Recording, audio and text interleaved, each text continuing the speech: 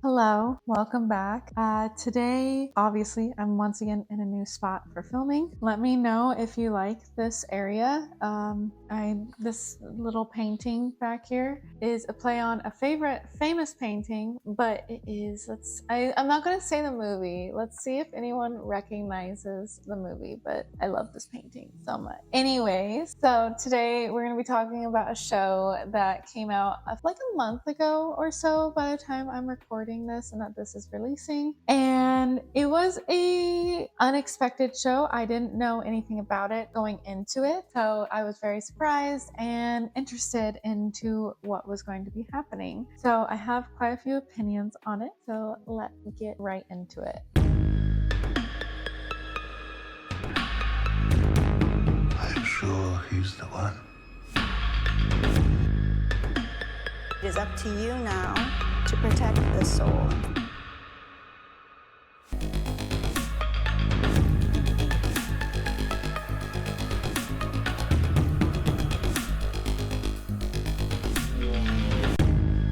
I'll marry you.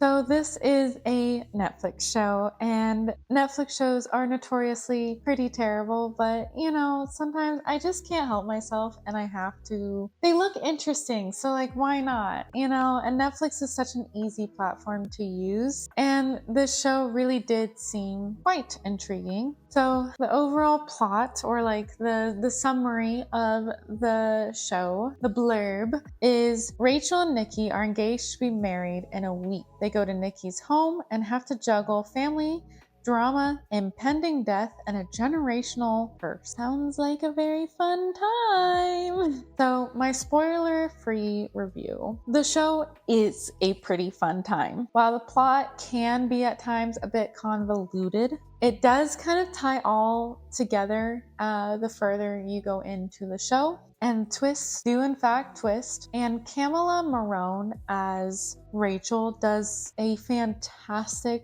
job as a lead, and she's very charismatic, and I very much enjoyed every single scene that she was in. It's fun, it's campy, and it's good for like a date night binge, to be honest. Alright, let's hop into the spoilers. We start off with Rachel and Nikki listening to a serial killer podcast on their drive. Already? What the fuck? And especially since he is the one that picked out this podcast. Like, what the hell? I was so thrown off. They arrive at a rest stop where they find an abandoned baby. Nikki stays with the baby and Rachel drives to a bar to call the police. Now, I know that at the rest stop there wasn't service, but didn't they I thought they had service at least on the road leading to the rest stop. So I don't know why she drove all the way to the bar. And then we never see her check her phone to see if she has service going into the bar. So she just immediately goes into the bar, and I'm assuming she doesn't have service, but I never see her like actually checking to see or anything. And so yeah, that part's a little weird. So I'm just interested as to like, why did she have to go all the way to the bar? Like, she couldn't use her phone at all. There was no service whatsoever between the rest stop and the bar. There's no service at the bar. Now, there's a creepy man in the bar, and she ends up stabbing him with her keys at one point. Like, she stabs his hand. Okay, odd. And he asks her if she's sure Nikki is the one. She leaves and goes back to Nikki in a panic. We learn that the family of the baby came back and punched Nikki because they assumed he was trying to abduct the baby. And then Nikki and Rachel just leave the rest stop. It was very odd. Like, this whole episode was just very strange, very odd. They leave and they continue the rest of the way to Nikki's house. They get to the family cabin, and first of all, it's a massive fucking cabin. It's not a cabin, it's a mansion in the middle of the woods. And Rachel had no idea that Nikki had this much money, or that his family had this much money, which is like, okay, but also like they're engaged to be married. And like already I'm starting to notice that there's like not that much communication happening. And then fucking Nikki They go inside the house, they go into his bedroom, and he fucking sends Rachel, who's never been in this house, he hasn't given her a tour, nothing. For some fucking reason, he sends Rachel to go get ice for his stupid fucking face that's been punched. Huh? We meet Nikki's eccentric sister, Portia. The next morning, she meets Nikki's mom, who is also weirdly creepy. And then there's a wedding invitation that's been returned, and written on it is "Don't marry him." All right. Here we go. Rachel's wedding dress is mysteriously missing, and Nikki is tasked with driving to Chicago to maybe fetch it because they might have left it at their friend's place in Chicago. Why don't you call your friends? And I think there's a line where like they did try to call or something and they just hadn't answered. But like, it's an 8-hour drive and your friends aren't answering. So like, why would you drive all the way there? And then if the dress isn't there, why the fuck is Nikki going to go get the fucking dress when it should be Rachel going to go get the dress? Because if the dress isn't there, then she needs to be in a town or a city in order to buy a new dress. Like, we're not letting the friends, we're not giving any time, any space for like them to call you back. Like, what? Nikki's sister, sister-in-law, and mother basically strip Rachel of her identity and shove her in an old wedding dress of the mother's. Freaked out by their behavior, rightfully so, Nikki not answering his phone and all of the freaking weirdness that is happening around her, Rachel flees into the woods and finds her wedding dress hanging up in a tree and finds Nikki's dad digging a grave. Yeah, that's fucking weird. And Nikki happens to come home conveniently right at that time and is so confused as to why Rachel is so freaked out. Bro, look at your phone. Come to find out, Nikki's mom is dying and she's using the wedding as a last hurrah before she dies and like kills herself. And Jude, who is Jules' son, Jules is the brother of Nikki, who's been acting very strange towards Rachel. He's the one that stole the wedding dress and hung it up to confuse the childhood monster that he's heard stories about his entire childhood, the sorry man. And legend has it, this sorry man kills the bride-to-be, or brides to be, whatever, looking for his own wife. So the child hung up the dress as like to like trick the sorry man into not killing Rachel because Rachel went outside or like had blood or something, like something weird. A little bit later, Rachel gets attacked in the middle of the night and Jude witnesses this. He goes to Jules and shows him the video of a man he found in the basement, and this is a man that Jules recognizes. And this freaking child didn't show anybody this strange video of a man he caught on camera in the basement until after Rachel gets abducted. Like, he saw this man a while before. And then this is when I think the show starts getting pretty, like, at least in my opinion, pretty good. Like, I start to like actually get invested and stop being so annoyed. Because at this point I've been annoyed. We flash to the past, and it is the story of Rachel's mother. Rachel's mom is pregnant with Rachel, obviously, and is about to get married. When they do get married and go back to their room, which, by the way, as they're in the chapel and Rachel's mom's about to walk down the aisle, that same creepy man that approached Rachel asking her if Nikki is the one also approaches Rachel's mom and asks her if she is sure he is the one, like the man she's marrying, Rachel's father. They get married. They go back to the hotel room to celebrate their wedding night, and Rachel's mom starts to bleed out of basically every orifice and collapses, dying and choking on her blood. And Rachel's dad has to cut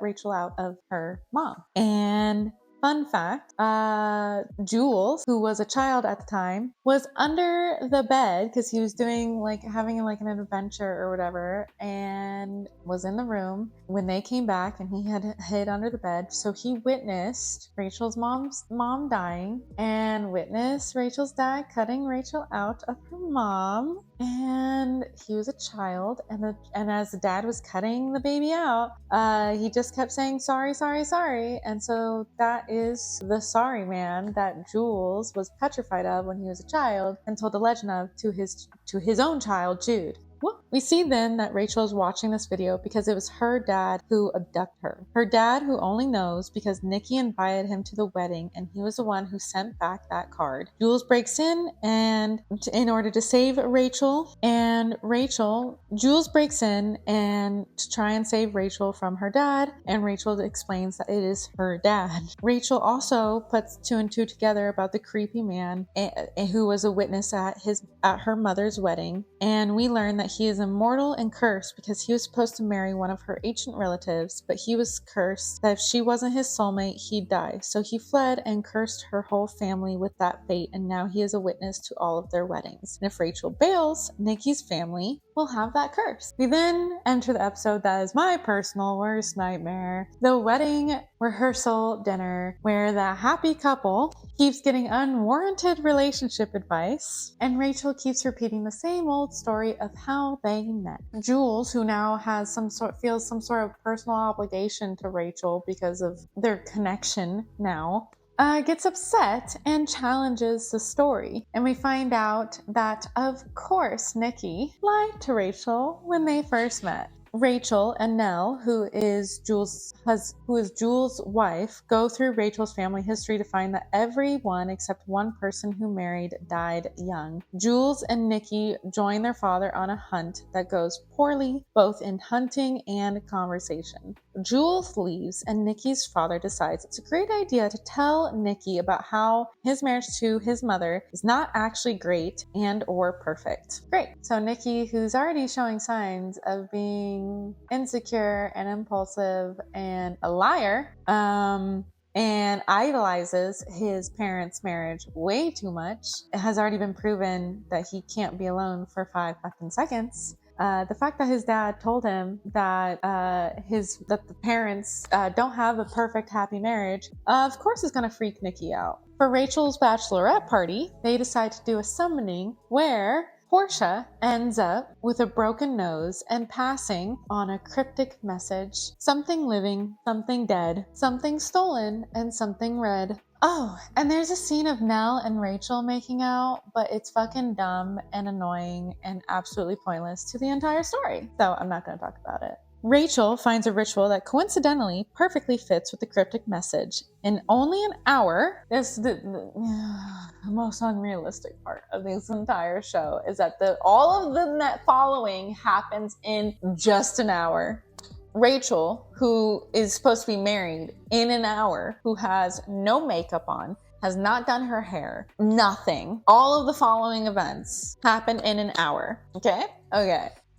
In only an hour, she steals Portia's bloody nose bandage, a lock of hair from Victoria's head. She amputates her own toe and has sex with Nikki in order to collect his sperm in order to make a soulmate potion. But she ends up not drinking it to trust her love for Nikki, and she somehow gets wedding ready in less than 5 minutes. So she does all of that in an hour, then somehow does her hair and her makeup and changes into her dress. Like literally, it's a 5-minute mark before she's supposed to walk down the aisle when she's standing there still with no hair done, no makeup, still in her bum ass clothes, hasn't put on her wedding dress, and she's standing there contemplating if she's going to drink her fucking potion. That can't happen. That can't happen in an hour. Can't happen in an hour. All of the events and getting ready alone for your wedding. I mean, at least I'm not married, but I mean, even for my, like, not doing my hair, even for my makeup, it takes me at least 15 minutes if I'm speeding along. 5 minutes? And like, it's not even showing her getting, oh my God, I don't know. It just bothers me. But here is where things get really great. Nikki decides to throw a curveball at the wedding as they're saying I do. And he says no because mommy and daddy don't have a perfect marriage. And it has made him feel very insecure. And he tries to pass it off as doing this for Rachel, even though Rachel has never believed in marriage and only said yes for Nikki because Nikki believes in marriage. But she told him from the get-go when they first started dating that she did not believe in marriage. And when she said yes to getting married, she said it was for him. she points out that he still asked her to marry him, which she said yes, which automatically put her life in danger. And that's when we learn that Nikki doesn't believe anything that she has said about this curse, about her generational curse. The generational curse that Jules and Nell and the rest of the family has been helping her figure out and find proof of and believing in. He does not believe it. He does not believe her. And as family starts bleeding out everywhere, left and right and dying, suddenly his direct family decide, oh, in order to, everyone's already fucking dying. So I don't understand why they do this. They think it will stop the curse from killing everyone. I don't know. But they force Rachel, because she had already said, I do. So they force her to, and then Nikki says, I do. And he says that he still believes that she's his soulmate, despite the fact that they've been fucking arguing for like the last 30-40 minutes, saying horrendous things to each other. But apparently Nikki still believes that she's his soulmate. And so he finishes saying, I do, and they kiss. And despite the fact that all of his family who is dying and bleeding out, all of his family who is married at least, is dying and bleeding out. And also Jules participated in this, even though he was literally saying he felt obligated to Rachel, but then now suddenly he doesn't. So he also participates in forcing Rachel to get married to Nikki. But when they finish, when they officially get married and stuff, and they do the kiss, Rachel starts bleeding out too.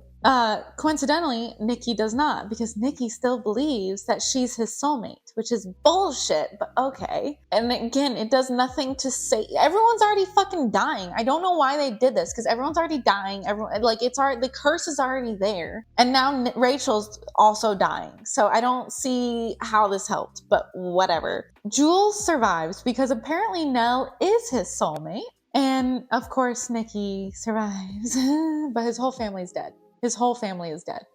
And Rachel, who died and bled out, ends up waking up. And she is suddenly the new witness. The original creepy man witness died, and Rachel took his place because she is the one that cursed a whole new family. She goes up to Jude, Jules' son, and tells him to be careful of who he marries. And there's a really great scene where she goes in to collect her stuff, and Nikki's holding a goddamn fucking teddy bear laying on the bed just staring at her because she was dead. Now she's alive. And she just grabs her stuff, doesn't say anything to him, and leaves. Good for you, girl. God, I hate Nikki.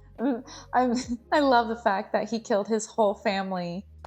That's gonna be a great, great guilt to carry with you, my guy. But yeah, so she's a new witness. So she'll be there for anyone in his family who tries to get married. But yeah, so that was the show. It was fun. Definitely convoluted. Kind of confused on what it wants to be exactly, because there's a couple horror scenes randomly thrown in there, and then it's a thriller, and then it's a mystery, and then it's a comedy, and then I don't know, it's a little confused on what it wants to be. When the show focused on Rachel and her exploring her family history and the curse and everything, I very much enjoyed it. I just did not enjoy Nikki as a character. He was annoying, and the family was so weird right from the get-go that it just wasn't realistic that she stayed.